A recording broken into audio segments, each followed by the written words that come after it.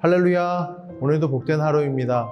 성도의 삶은 하나님의 주인 되심과 주님의 통치를 인정하는 삶입니다. 하나님이 주인이시고 내 삶을 통치하고 계신다는 것은 바로 인생의 힘을 빼고 모든 문제와 계획을 주님 앞에 맡긴다는 것을 의미합니다. 내 인생의 모든 목표가 내 의지가 아니라 하나님이심을 인정하는 것입니다. 또한 나의 모든 일거수일투족을 성령님께 맡기고 의지하고 신뢰하는 것입니다.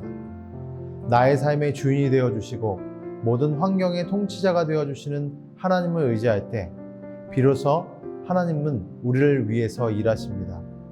오늘 주신 본문을 함께 묵상하며 오늘 하나님이 주시는 놀라운 뜻과 은혜를 발견하는 복된 하루가 되길 소원합니다. 오늘 주신 본문을 함께 묵상하겠습니다. 오늘의 말씀은 구원은 하나님의 선물, 에베소서 2장 1절에서 10절까지입니다. 여러분도 전에는 허물과 죄로 죽었던 사람들입니다.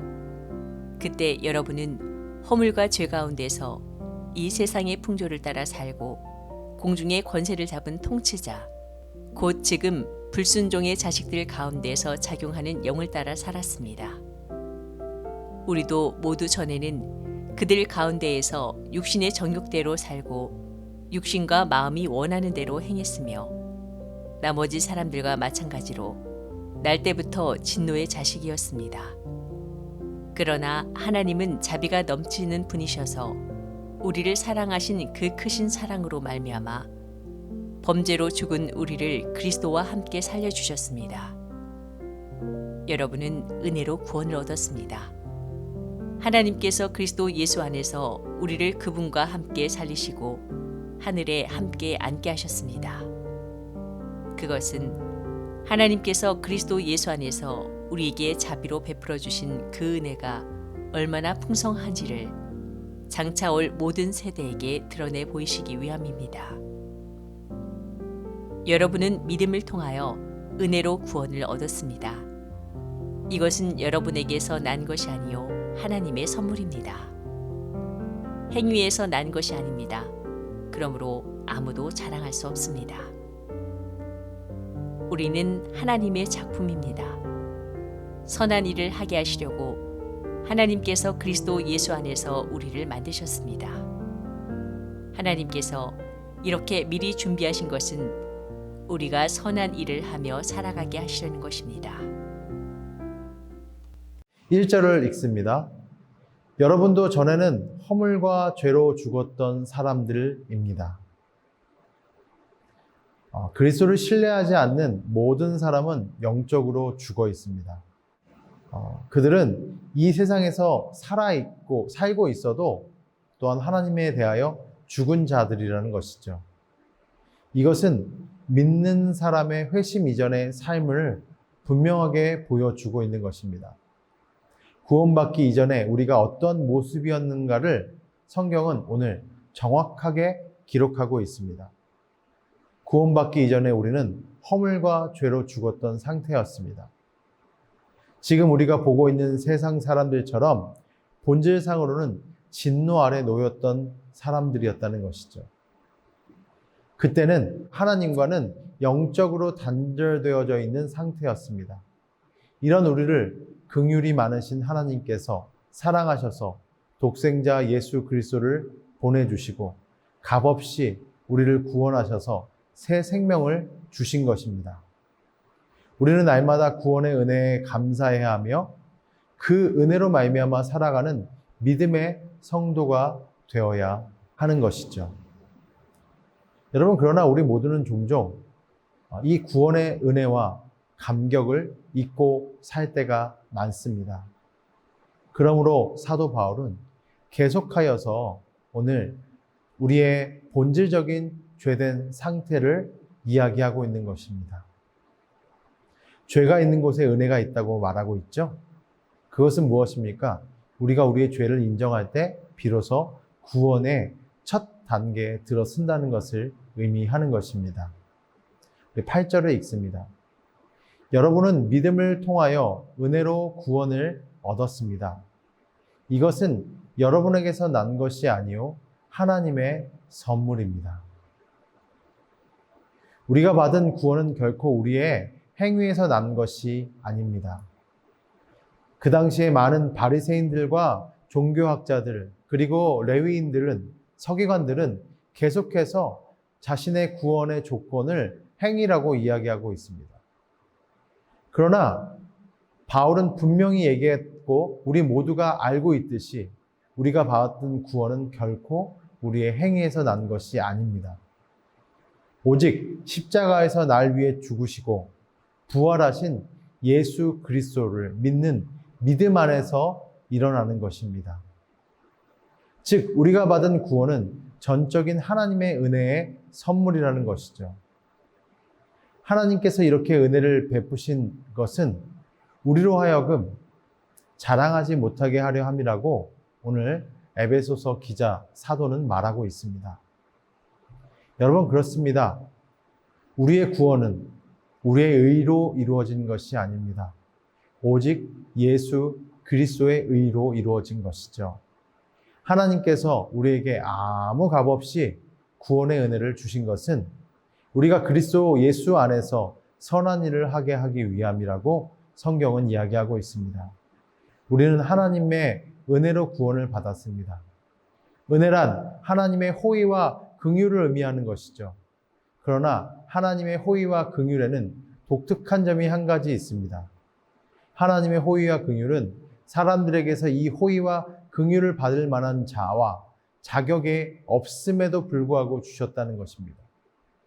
하나님께서는 사람들 가운데서 들어보지 못했던 한 가지 일을 행하였습니다. 즉 하나님께서는 사람들이 다음과 같음에도 불구하고 은혜를 베풀어 주셨습니다.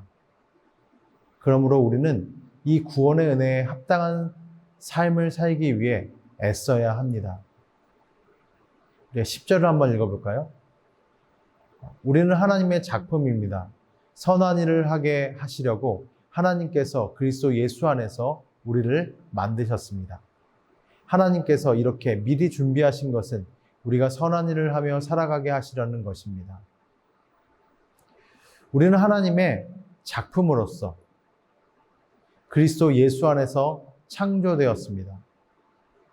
믿는 자는 두 가지의 창조를 경험합니다. 즉, 자연적인 출생과 영적인 출생입니다. 영적인 출생이 오늘 읽은 구절의 요점입니다. 어떤 사람이 예수님을 믿을 때 하나님께서 그리스도 안에서 그를 창조하십니다. 이것은 무슨 의미일까요? 이것은 하나님께서 믿는 자의 영혼을 다시 살린다는 것을 의미합니다.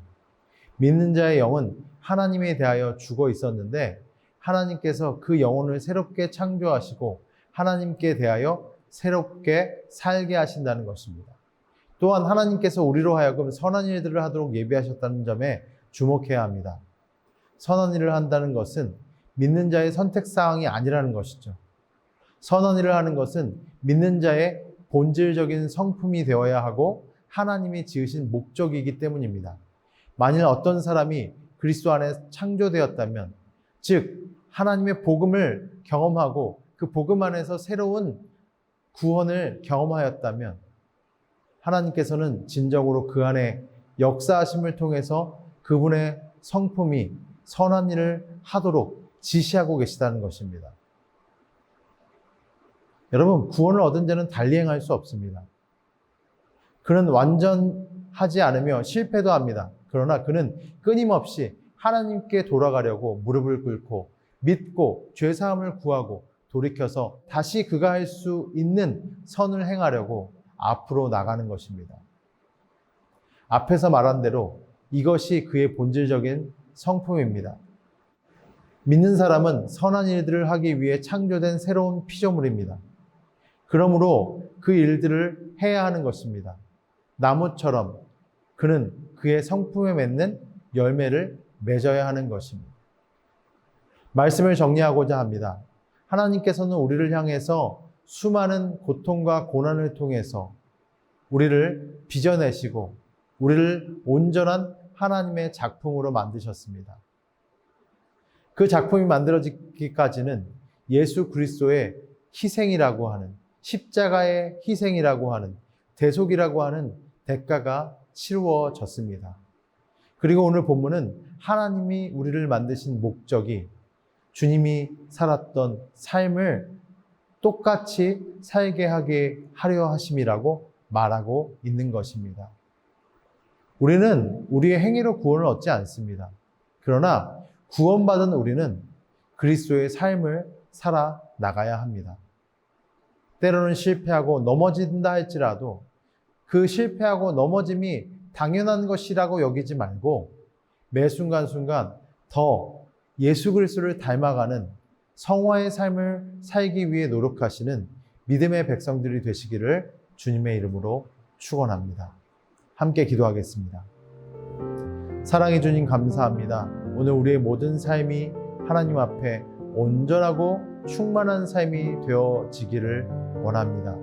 그리스도께서 우리를 통하여 구원하여 주시고 그리스도께서 우리를 향하여서 새로운 생명을 주셨듯이 그 새로운 생명을 받은 자로서 우리는 늘 실패하지만 매 순간순간 죄와 싸우기 위해 치열히 기도하고 치열히 싸워나가는 믿음의 백성들 될 수 있게 인도하여 주옵소서. 예수님의 이름으로 기도합니다. 아멘.